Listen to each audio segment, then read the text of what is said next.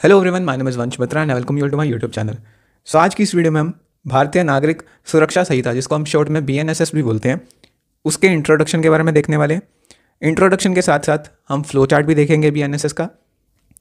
इस वीडियो से आपको हेल्प क्या मिलने वाली है कि आपको BNSS में जो हमारा क्रिमिनल प्रोसीजरल लॉ है उसमें हमको पढ़ना क्या है, किस तरीके से पढ़ना है, हमारा जो क्रिमिनल जस्टिस सिस्टम है वो कैसे वर्क करता है। आपको एक तरीके से एक इंट्रोडक्शन मिल जाएगा उस चीज़ का, एक तरीके से ओवरव्यू मिल जाएगा इस चीज़ का। BNSS की वीडियोस काफ़ी ज़्यादा मेरे पास कमेंट आ रहे थे कि अपलोड करो, बिकॉज इससे पहले मैंने CRPC की वीडियोस अपलोड की थी जिसको काफ़ी रीच मिली थी। तो आई थॉट कि स्टार्ट करते हैं BNSS की वीडियो सीरीज़। तो आइए चलिए स्टार्ट करते हैं। इंट्रोडक्शन।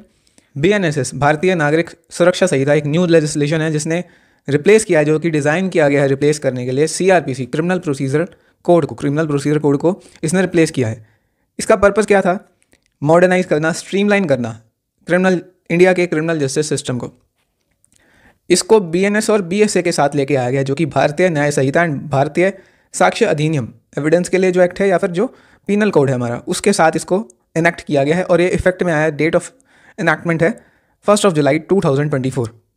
एक डेट यहाँ पर लिखना भूल गया मैं, 25 दिसंबर 2023। वो ये ऐसी डेट है जहाँ पर प्रेसिडेंट की असेंट मिली थी इन तीनों ही न्यू क्रिमिनल लॉस को। आगे है BNSS is a procedural law. BNSS एक प्रोसीजरल लॉ है। तो सब्सटैंटिव लॉ होता है और एक प्रोसीजरल लॉ होता है। On the basis of right and duties और प्रोसीजर हम दो टाइप्स में डिवाइड कर सकते हैं लॉ को। First is substantive and second is procedural. Substantive law जो होता है वो राइट और ड्यूटीज़ बताता है सिटीजन्स की, इंडिविजुअल्स की। वहीं जो प्रोसीजरल लॉ होता है वो प्रोसीजर बताता है कि इन राइट और इन ड्यूटीज़ को इन्फोर्स कैसे करना है। एक सब्सटैंटिव लॉ का मैं एग्जांपल लूँ, वो है BNS, जो कि IPC था पहले। BNS कैसे सब्सटैंटिव लॉ है, वो राइट और ड्यूटीज़ बताता है कि आपका राइट है, फॉर एग्जांपल आप सड़क पे फ्रीली घूम सको, आपकी प्रॉपर्टी कोई डैमेज ना करे, आपके साथ कोई चीटिंग ना करे। ये सब राइट्स हैं आपके। राइट्स कैसे हैं? बिकॉज हमारे पास कॉन्स्टिट्यूशन है। कॉन्स्टिट्यूशन में आर्टिकल 21 है, जहाँ पर right to life and personal liability की बात की गई है, जिसके तहत आपके पास एक अच्छी लाइफ जीने का अधिकार है। और अच्छी लाइफ जीने का मतलब है कि आपके पास सभी राइट्स होना, आपके घर में चोरी ना हो, आपकी प्रॉपर्टी कोई लेके ना जा सके, आपको कोई रॉन्गफुली रिस्ट्रेन ना करे। ये सब आपके राइट्स हैं। और ये राइट्स कौन बताता है? BNSS डिफाइन करता है। कैसे? जो भी वहाँ पर ऑफेंस लिखा गया है, फॉर एग्जांपल चीटिंग का एक ऑफेंस है BNS में। एंड अगर आपके साथ कोई चीटिंग करता है तो उसकी पनिशमेंट हो जाती है। फिर BNS में चीटिंग जो है एक ऑफेंस है, और ऑफेंस ना करना हर एक इंसान की ड्यूटी है कि वो कोई भी ऑफेंस नहीं करेगा। और अगर ऑफेंस कर दिया तो पनिशमेंट मिलेगी। और पनिशमेंट कैसे मिलेगी, क्या प्रोसीजर होगा, वो BNSS बताता है। कैसे BNSS बताता है, आइए देखते हैं। ये एक लीगल फ्रेमवर्क बताता है। कैसे? फॉर एग्जांपल इसमें बताया गया है कि FIR कैसे लॉन्च की जाएगी। जब भी कोई ऑफेंस होगा, सबसे पहले आप FIR लॉन्च करते हो या फिर कंप्लेंट करते हो मजिस्ट्रेट को। आगे पढ़ते हैं अभी इसी वीडियो में। बट इसमें बताया गया कि FIR कैसे लॉन्च करनी है, कब लॉन्च करनी है, कौन से ऑफेंस पे आप FIR करवा सकते हो, कौन से पे FIR नहीं करवा सकते हो। सेक्शन 173 में प्रोविजंस दिए गए हैं FIR के, तो वो प्रोसेस बता दिया गया। That's why it's a procedural law. Investigation से रिलेटेड सभी सेक्शंस बताए गए हैं कि इन्वेस्टिगेशन कैसे होगी, किस तरीके से अरेस्ट करना है, अरेस्ट करते हुए हैंड कफिंग कब करनी है, कब नहीं करनी है, किसको घर में जाके अरेस्ट किया जा सकता है, घर का दरवाज़ा खिड़की तब कब तोड़ा जा सकता है अरेस्ट करने के लिए, एविडेंस कैसे कलेक्ट करने हैं, जो विटनेस स्टेटमेंट देंगे पुलिस को वो एडमिसिबल होगी या फिर नहीं होगी, किस एक्सटेंट तक एडमिसिबल होगी इन्वेस्टिगेशन के दौरान अगर स्टेटमेंट दी गई है, वो सभी BNSS में बताया गया है। ट्रायल का क्या प्रोसेस होगा? अलग अलग ट्रायल हैं हमारे जस्टिस सिस्टम में, जैसे कि समन ट्रायल, वारंट ट्रायल। अलग अलग जो जजेस हैं वो ट्रायल लेते हैं। जैसे कि सेशन कोर्ट का अलग ट्रायल होगा, मजिस्ट्रेट का जो ट्रायल का प्रोसेस होगा वो अलग होगा। तो किस तरीके से क्या प्रोसेस होगा वो भी BNSS में बताया गया। अपील के क्या प्रोविजंस हैं, अगर डिसाइड हो गया आपका केस तो कौन से कोर्ट में अपील डालोगे, वो भी यहीं बताया गया है। बेल कब मिल सकती है, कब नहीं मिल सकती है बेल, और कैसे मिल सकती है वो भी BNSS बताता है। हमारा प्रोसीजरल लॉ बताता है। तो थोड़ा सा आइडिया मिला होगा आई गेस।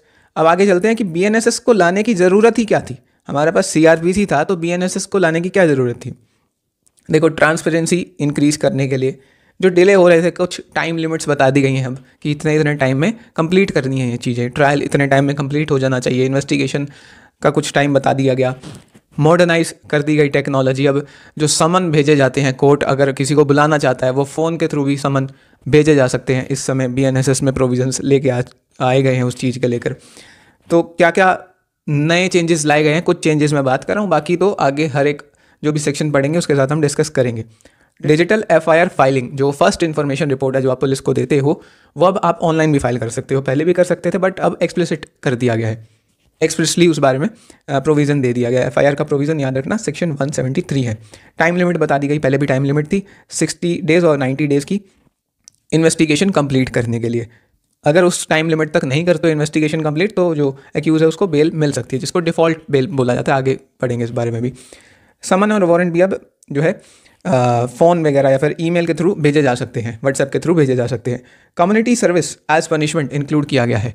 जैसे कि कोई माइनर ऑफेंस होते हैं, छोटे मोटे अगर अपराध हैं, ऑफेंस करा है, फॉर एग्जांपल डिफेमेशन है या फिर चोरी है 5,000 रुपये से कम की, अगर ये केसेस हैं तो community service as a punishment दी जा सकती है। कैसे पनिशमेंट देंगे? कह देंगे कि ऑर्फनेज में आपको काम करना है, या ओल्ड एज होम में आपको काम करना है, या नर्सिंग होम में आपको काम करना है, जहाँ पर मॉरल वैल्यूज़ एक तरीके से डेवलप हो सकें एक्यूज़ की। और क्या है, वीडियो रिकॉर्डिंग की जा सकती है। जो सर्च होता है, मान लो पुलिस ऑफिसर गया कहीं पर सर्च करना है किसी के घर में, तो आप वीडियो रिकॉर्डिंग करोगे, मैंडेटरी हो गया है वो। सिंप्लीफाइड अपील का जो प्रोसेस है वो पहले से सिंप्लीफाई कर दिया गया। प्रोटेक्शन ऑफ विटनेस, काफ़ी इंपॉर्टेंट जो एक कदम उठाया गया है। सेक्शन 398 BNSS में बात करता है विटनेस प्रोटेक्शन स्कीम के बारे में। ये स्टेट गवर्नमेंट को कहता है कि विटनेस प्रोटेक्शन स्कीम आपको लेके आनी है, जिसमें आपको विटनेस की प्रोटेक्शन करनी है। बिकॉज विटनेस की सेफ्टी इज़ मेजर इशू। कोई भी हाई प्रोफाइल केस होता है उसमें विटनेस गवाही देने से बचता है, बिकॉज उसको अपनी जान की परवाह होती है, अपने फैमिली की जान की परवाह होती है। इसलिए ये भी प्रोविज़न बहुत ज़रूरी था। आगे अब फ्लो चार्ट के बारे में बात करते हैं, जो कि काफ़ी इंपॉर्टेंट है समझना। BNSS को समझने के लिए बहुत इंपॉर्टेंट है कि आप फ्लो चार्ट समझ लो BNSS का, कि किस तरीके से प्रोसीजर होता है ये सारा। फ्लो चार्ट में मैं क्या बता रहा हूँ बेसिकली, कि अगर मान लो ऑफेंस हो गया कहीं पर, मान लो चोरी हो गई, चोरी होने के बाद क्या प्रोसेस होगा, आगे पुलिस में जाओगे आप, आगे मजिस्ट्रेट के पास कब जाओगे आप, जज के सामने मुकदमा कब चलेगा, ये सब कुछ फ्लो चार्ट में बताऊंगा मैं आपको। और अगर आपने फ्लो चार्ट समझ लिया तो अगर आप उस तरीके से CRPC पढ़ोगे ना, सॉरी BNSS पढ़ोगे, देखो कन्फ्यूज़न हो सकती है बीच में, BNSS समझ लेना अगर मैं CRPC भी बोल दूँ, बिकॉज अभी आदत नहीं है। तो किस तरीके से प्रोसेस चलेगा ये सारा, वो हम फ्लो चार्ट में डिस्कस करने वाले हैं। तो जैसे ही कोई ऑफेंस होता है, हमारे पास 3 ऑप्शन होते हैं। पहला FIR, दूसरा कंप्लेंट टू मजिस्ट्रेट, और तीसरा इन्फॉर्मेशन। सबसे पहले के बारे में बात करते हैं, जो कि बहुत कॉमन है, सबको पता होगा। FIR, first information report. Police के पास फाइल होती है FIR, और कॉग्निजेबल केस में होती है। कॉग्निजेबल केस क्या होता है, अभी के लिए सिंपली ये समझ लो, सीरियस जो ऑफेंसेस होते हैं, जैसे कि मर्डर हो गया, चोरी हो गई, रॉबरी हो गई, डेकोइटी हो गई, ये सब हैं कॉग्निजेबल ऑफेंस, जहाँ पर पुलिस ऑफिसर अरेस्ट कर सकता है बिना वारंट के, बिना अरेस्ट वारंट के भी। अब मान लो वाई है कोई पर्सन, उसने ऑफेंस कमिट कर दिया मर्डर का, अब पुलिस ऑफिसर के पास यहाँ पे पावर होती है, बिना वारंट लेके आना पड़ जाए मान लो इस केस में, तो कितना लॉस हो सकता है। ये जो वाई है भाग सकता है, दूसरे देश चला जाए मान लो, या दूसरे स्टेट में भी चला जाए, इसको ढूंढते रहो फिर। तो सोसाइटी के बेनिफिट के लिए कुछ ऑफेंसेस ऐसे हैं जहाँ पर बिना आप वारंट के भी अरेस्ट कर सकते हो, वो केसेस कॉग्निजेबल केस होते हैं, और ये जनरली थोड़े सीरियस ऑफेंसेस होते हैं। और जो फर्स्ट इन्फॉर्मेशन रिपोर्ट है आप कॉग्निजेबल ऑफेंस के केस में ही करवा सकते हो। दूसरा आपके पास ऑप्शन होता है, जब कोई ऑफेंस कमिट होता है, कंप्लेंट कर सकते हो आप मजिस्ट्रेट को। कंप्लेंट से रिलेटेड प्रोविजन सेक्शन 223 से लेकर 226 तक दिए गए हैं, और ये जुडिशियल मजिस्ट्रेट जो होते हैं JMIC, उनके पास आप कंप्लेंट करते हो। कॉग्निजेबल केस और नॉन कॉग्निजेबल जो ऑफेंसेस होते हैं, दोनों ही केस में आप मजिस्ट्रेट के पास कंप्लेंट कर सकते हो। नॉन कॉग्निजेबल केस वो होगा जहाँ पर पुलिस ऑफिसर के पास वारंट के साथ ही पुलिस ऑफिसर अरेस्ट कर सकता है, बिना वारंट के पुलिस के पास पावर नहीं होती अरेस्ट करने की, और ये थोड़े से नॉन सीरियस ऑफेंसेस होते हैं। तीसरा जो मेथड होता है जिससे क्रिमिनल प्रोसीडिंग इनिशिएट हो सकती है, वो होता है इन्फॉर्मेशन। देखो ये जो तीनों ही मेथड्स है ना, FIR हो गया, कंप्लेंट हो गया, इन्फॉर्मेशन हो गया, ये आगे जाके ना ट्रायल में कन्वर्ट होते हैं। ट्रायल चलता है इन तीनों ही मेथड्स के बाद, मतलब जज के सामने मुकदमा चलता है। ये तीनों ही मेथड आप अडॉप्ट कर लो के सामने। अगर ऑफेंस सच में हुआ है, जुडिशियल मजिस्ट्रेट को सच में लगता है कि आगे प्रोसीडिंग्स कंटिन्यू करनी चाहिए, तो इन्फॉर्मेशन बेसिकली क्या होता है, मान लो मजिस्ट्रेट साहब हैं, उन्होंने अखबार में देख लिया कि कहीं पर चोरी हो गई, या उन्होंने TV पे न्यूज़ सुन ली, उस इन्फॉर्मेशन के बेसिस पर भी वो क्रिमिनल प्रोसीडिंग स्टार्ट कर सकते हैं, वो कॉग्निजेंस ले सकते हैं। दोनों ही ऑफेंसेस को लेकर, कॉग्निजेबल ऑफेंस भी, नॉन कॉग्निजेबल ऑफेंस भी। कॉग्निजेंस लेने का मतलब होता है एक तरीके से prima facie at first sight, पहले देखकर ये लगना कि कोई ना कोई ऑफेंस बन रहा है। तो अगर मजिस्ट्रेट को ऐसा लगता है, जुडिशियल मजिस्ट्रेट को ऐसा लगता है, तो वो इन्फॉर्मेशन के बेस पे क्रिमिनल प्रोसीडिंग इनिशिएट कर सकते हैं। कोई पर्सन भी दे सकता है वो इन्फॉर्मेशन। बस ये फ़र्क होगा कि कंप्लेंट जो है वो रिटर्न में दी जाती है, यहाँ पर वो रिटर्न में नहीं देगा जो पर्सन देगा मजिस्ट्रेट को। यहाँ पर एक बात मैं रह गई थी बतानी, मैंने जान के नहीं बताई ताकि कंफ्यूजन ना हो। फर्स्ट इन्फॉर्मेशन रिपोर्ट के अलावा एनसीआर भी फाइल हो सकता है पुलिस को। एनसीआर क्या होता है? Non cognizable report. जो नॉन कॉग्निजेबल केस होते हैं, अगर उनकी रिपोर्ट हमको पुलिस को देनी है तो एनसीआर फाइल होती है फिर पुलिस के सामने। तो आगे चलते हैं, एक एक करके देखते हैं इनको। सबसे पहले आते हैं एफआईआर फाइल करने के बाद क्या होगा। तो एफआईआर केस में क्या प्रोसेस होगा वो देखते हैं। सबसे पहले एफआईआर लॉज होगी जब भी कोई ऑफेंस होता है। एफआईआर किस सेक्शन में लॉज होगी? सेक्शन 173 में। उसके बाद पुलिस इन्वेस्टिगेशन करेगी। पुलिस इन्वेस्टिगेशन जो करेगी उसके सेक्शन 173 से 196 में दिए गए हैं। इन्वेस्टिगेशन में क्या प्रोसेस हो सकता है? पुलिस जो है विटनेसेस के स्टेटमेंट रिकॉर्ड कर सकती है, जो एक्यूज्ड है उसका कन्फेशन रिकॉर्ड किया जा सकता है, एविडेंस कलेक्ट किए जा सकते हैं, टेस्ट करवाए जा सकते हैं एक्यूज्ड के, विक्टिम के भी टेस्ट करवाए जा सकते हैं। जितने भी प्रोसेस हैं ये सेक्शंस में दिए गए हैं। आगे हम डिस्कस करेंगे इसके बारे में, हर एक सेक्शन काफ़ी डिटेल में। इन्वेस्टिगेशन कंप्लीट होने के बाद पुलिस रिपोर्ट फाइल की जाती है सेक्शन 193 में। या चार्जशीट फाइल होगी या क्लोजर रिपोर्ट फाइल होगी। देखो, इन्वेस्टिगेशन एंड होने के बाद, कंप्लीट होने के बाद पुलिस एक कंक्लूजन पर आती है कि जो एक्यूज है, मान लीजिए इस केस में एक्यूज एक्स है जिसके खिलाफ मर्डर के लिए एफआईआर करवाई गई है, एलिजेडली इसने मर्डर किया है। पुलिस इन्वेस्टिगेट करने के बाद अगर पुलिस को ये लगता है कि जितने भी एविडेंसेस हमने कलेक्ट करे हैं उस अकॉर्डिंग एक्स ने मर्डर किया है, तो चार्जशीट फाइल होगी। और पुलिस को लगता है कि एक्स ने मर्डर नहीं किया तो क्लोजर रिपोर्ट फाइल होगी। इन दोनों को ही पुलिस रिपोर्ट बोलते हैं। सेक्शन 193 में फाइल की जाती है। अब वो चार्जशीट या क्लोजर रिपोर्ट मजिस्ट्रेट के पास जाएगी, जुडिशियल मजिस्ट्रेट के पास। जुडिशियल मजिस्ट्रेट देखेंगे, अपना माइंड लगाएंगे और फिर कॉग्निजेंस लेंगे या कॉग्निजेंस नहीं लेंगे। कॉग्निजेंस लेने का मतलब आगे प्रोसीडिंग बढ़ाना, और ना लेने का मतलब वहीं की वहीं प्रोसीडिंग खत्म कर देना कि कोई भी केस नहीं बन रहा है। अगर जुडिशियल मजिस्ट्रेट को प्रामा फेसी, मतलब कि पहले नज़र में एट फर्स्ट इंस्टेंस देखने पे ये लग रहा है कि आगे इंक्वायरी प्रोसीडिंग में आगे बढ़ा जा सकता है, इस केस में आगे बढ़ते हैं, जुडिशियल माइंड अपना लगाकर ये लगता है कि अगली प्रोसीडिंग स्टार्ट की जा सकती है, तो कॉग्निजेंस ले ली जाती है। एक और बात यहाँ पर कि चार्जशीट फाइल करे पुलिस ऑफिसर या क्लोजर रिपोर्ट फाइल करे, दोनों ही केस में कॉग्निजेंस ली जा सकती है, कॉग्निजेंस नहीं ली जा सकती, वो मजिस्ट्रेट का डिस्क्रिशन होता है फिर। और कॉग्निजेंस कौन से सेक्शन में ली जाएगी? Section 2(1)(10) subsection 1 clause B for FIR cases. आगे जैसी कॉग्निजेंस ले ली गई, इशू प्रोसेस होगा। इशू प्रोसेस या फिर समन जारी किया जाएगा या वारंट जारी किया जाएगा, ये प्रोविजंस हैं। समन या वारंट जारी करने का मतलब होता है अक्यूज को कोर्ट में बुलाना।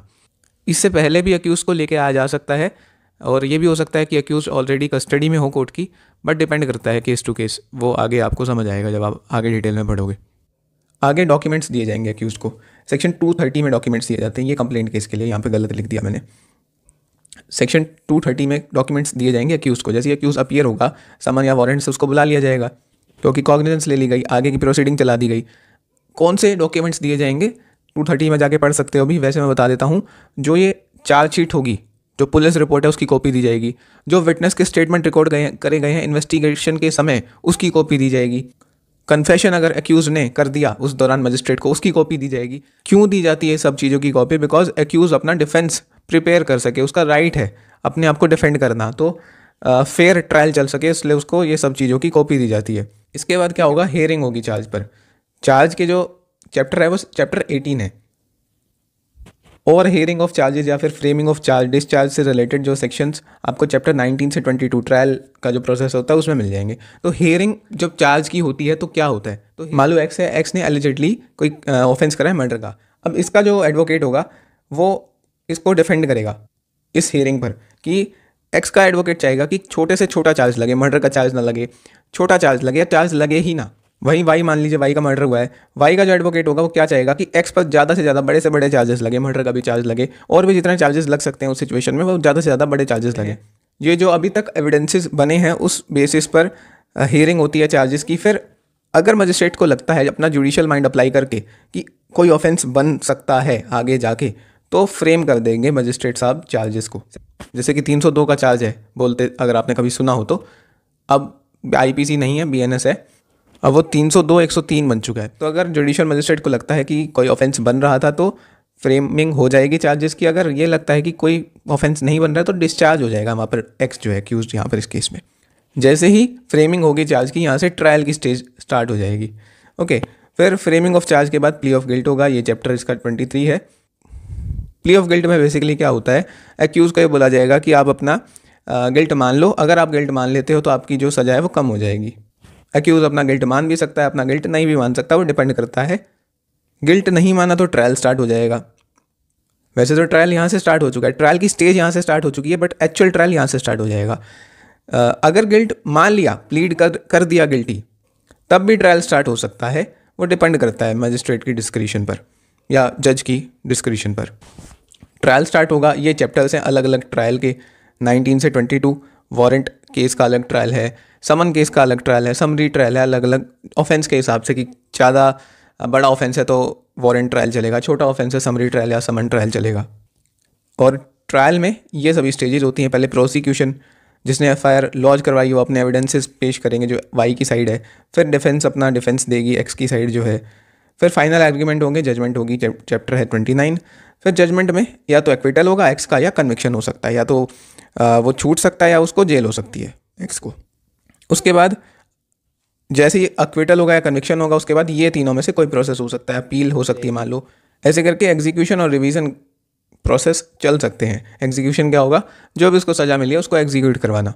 उसको कुछ फ़ाइन की सज़ा मिली है, 5 लाख की सज़ा दे दी मान लो एक्स को इस केस में, वो एग्जीक्यूट करवाना। कैसे, उससे 5 लाख रुपए लिए जाएंगे। रिवीजन भी हो सकता है। ये सारे जो है प्रोसेस होते हैं किसी एफआईआर केस में। अब इसको मैं थोड़ा सा सिंप्लीफाई कर देता हूँ। सिंप्लीफाई कैसे, जो ये एफआईआर से लेकर ये चार्जशीट तक, ये जो स्टेज है ना, ये इन्वेस्टिगेशन की स्टेज है। ठीक है, हम इसको बाइफरकेट कर देते हैं। अब ये इन्वेस्टिगेशन की स्टेज है। जैसे कोर्ट कॉग्निजेंस लेगी, उसके बाद हियरिंग तक जो भी इशू प्रोसेस होगा या डॉक्यूमेंट्स दिए जाएंगे, ये जो स्टेज है इंक्वायरी की स्टेज है। ये मैं अभी इसलिए बता रहा हूँ बिकॉज बहुत इंपॉर्टेंट टर्म्स है। आगे सेक्शन 2 अगली वीडियो में डिस्कस करना है, तो आपको कन्फ्यूजन ना हो। और इसके बाद जैसे ही फ्रेमिंग होगी चार्जेस की, और वहाँ से लेकर ये एक्विटल और कन्विक्शन तक, ये जो स्टेज है ये ट्रायल की स्टेज है। और ये जो ये तीनों में से कोई भी स्टेज अगर आगे आती है तो ये जो स्टेज है पोस्ट ट्रायल स्टेज है। पोस्ट ट्रायल 4 स्टेजेस में मैंने डिवाइड कर दिया, और इसको एक और स्टेज में डिवाइड में कर सकते हैं। यहाँ पर इन्वेस्टिगेशन और इंक्वायरी की जो स्टेज है कंबाइंड होकर वो प्री ट्रायल स्टेज है, मतलब ट्रायल से पहले की स्टेज जो है ये। आगे आते हैं कंप्लेंट केस पर। देखो, कंप्लेंट से भी प्रोसीडिंग स्टार्ट हो सकती है। पहले रिटर्न में मजिस्ट्रेट को कंप्लेंट देनी होती है, चैप्टर 16 में ये प्रोविज़न है कंप्लेंट का। फिर मान लो कोई पर्सन आया, ऐसे कहता है मेरे घर पे डाका डाल दिया कई लोगों ने, मजिस्ट्रेट को कंप्लेंट दे दी। मजिस्ट्रेट विटनेसेस का एग्जामिन करेंगे, कंप्लेनेंट का एग्जामिनेशन करेंगे, फिर कॉग्निजेंस ले लेंगे। अब यहाँ पर एक फ़र्क है कि यहाँ पर कॉग्निजेंस पहले ही ली जा सकती है बिना चार्जशीट फाइल करे। यहाँ पर पुलिस एफआईआर केस में चार्जशीट फाइल करनी थी, बट यहाँ पर ऐसा नहीं है। उसके बाद कंप्लेंट प्रोसीडिंग स्टार्ट हो जाएगी। कंप्लेंट प्रोसीडिंग में या तो इन्वेस्टिगेशन ऑर्डर की जा सकती है या इंक्वायरी। इन्वेस्टिगेशन में क्या होगा, पुलिस ऑफिसर को मजिस्ट्रेट साहब कह देंगे कि तुम एविडेंस कलेक्ट करो, देखो ऑफेंस है या फिर नहीं है, डाका डाला गया या फिर नहीं डाला गया। या फिर इंक्वायरी कर सकते हैं खुद ही मजिस्ट्रेट जो है वो, और विटनेसेस को बुलाएंगे, उनका एग्जामिनेशन करेंगे। उस अकॉर्डिंग ये देखा जाएगा कि आगे एक्यूज़ को बुलाने की ज़रूरत है या फिर नहीं है, समन या वारंट भेजने की ज़रूरत है या नहीं है। अभी तक एक्यूज़ का कोई रोल नहीं था। ठीक है, जब मजिस्ट्रेट को लगेगा कि हाँ एक्यूज़ यहाँ पर ऑफेंस बन रहा है, एक्यूज़ को बुला लेते हैं, तब समन या वारंट जारी किया जाएगा एक्यूज़ के अगेंस्ट। नहीं तो डिसमिस कर दी जाएगी जो ये कंप्लेंट है कंप्लेनेंट की। इशू ऑफ प्रोसेस के बाद यहाँ पर हियरिंग होगी। यहाँ पर मैं हियरिंग लिखना भूल गया, हियरिंग ऑन चार्ज। पिछले बार यहाँ पर तो मैंने लिखा हुआ है हियरिंग ऑन चार्जेस, ठीक है, यहाँ लिखना भूल गया। यहाँ पर हियरिंग होगी चार्जेस पर। वही जो कंप्लेनेंट है, मान लो इस केस में जो है ए कंप्लेनेंट है, एक घर चोरी हुई है और एक्स वाई जेड ऐसे करके 7-8 लोगों ने इसके घर पर डाका डाला है। इनके जो एडवोकेट होंगे वो चाहेंगे कि डकैती का चार्ज ना लगे, कोई भी चार्ज ना लगे। एक जो एडवोकेट होगा वो चाहेगा कि सबसे बड़ा चार्ज लगे इन पर। तो उसके बाद हियरिंग के बाद या तो चार्ज फ्रेमिंग होगी या ये सारे डिस्चार्ज हो जाएंगे, दोनों कोई भी हो सकता है, वो डिपेंड करता है एविडेंसेस क्या हैं, कितने विटनेसेस हैं। अब इसके बाद चार्ज फ्रेमिंग के बाद या हियरिंग के बाद सेम प्रोसेस है, प्ली ऑफ गिल्ट। इनसे प्ली ऑफ गिल्ट लिया जाएगा। अगर इन्होंने एडमिट कर दिया, इनका जो चार्ज है, मतलब जो ऑफेंस का जो पनिशमेंट है वो रिड्यूस हो जाएगी, ट्रायल होगा। ये सब जो हमने पीछे पढ़ा सेम टू सेम है। एफआईआर केस में भी यही है, फ्रेमिंग ऑफ चार्ज के बाद यहाँ भी यही है, सेम टू सेम। बस जो डिफरेंस है वो ऊपर वाली इस प्रोसीडिंग में है, यहाँ पर थोड़ा सा डिफरेंस आ जाता है। ये जो अगर आपको फिर भी ये अगर आपको डिटेल में जानना है, चैप्टर 16 पढ़ लेना, आपको समझ आ जाएगा। आगे है इन्फॉर्मेशन केस। इन्फॉर्मेशन के बेसिस पर भी कॉग्निजेंस लिया जा सकता है। तो जो कॉग्निजेंस है वो ये है, सेक्शन जो है सबसेक्शन 1C है। यहाँ पर इशू ऑफ प्रोसेस, एक्यूज को बुला लिया जाएगा, समन वारंट डॉक्यूमेंट्स दिए जाएंगे, 231 सेक्शन है। हियरिंग होगी, फ्रेमिंग होगी, डिस्चार्ज। ये जो सेम प्रोसेस अभी मैंने पीछे डिस्कस करा, यहाँ पे मैं दोबारा नहीं करने वाला हूँ। यहाँ पर जो है इन्फॉर्मेशन केस में बस यहाँ डिफरेंस है कि ये इन्फॉर्मेशन के बाद कॉग्निजेंस ली जाती है, बाकी सब प्रोसेस सेम है। हियरिंग होगी, फ्रेमिंग होगा चार्जेस का, प्ली ऑफ गिल्ट, ट्रायल होगा, ये पोस्ट ट्रायल की भी सेम ही प्रोसेस है। मेन मैंने समझा दिया था स्टार्टिंग में, FIR केस ये डिटेल में बता दिया था, बाकी ये मिलते जुलते हैं, ऊपर की थोड़े बहुत डिफरेंसेस है। तो इंट्रोडक्शन की वीडियो मैं यहाँ खत्म कर रहा हूँ। होप्स आपको वीडियो अच्छी लगी होगी। वीडियो अच्छी लगी तो प्लीज़ लाइक कर देना भाई, तभी आगे की वीडियोज़ लेकर आऊँगा। ठीक है, मतलब अगर यहाँ लास्ट तक देख लिया, कमेंट कर दो जरूर, एक लाइक और एक कमेंट, और कुछ नहीं, कुछ भी कमेंट कर दो, बेशक अपना नाम लिख दो, आगे की वीडियोज़ में जल्दी लेके आऊँगा। सो वीडियो को एंड करते हैं। That was it for today, have a nice day.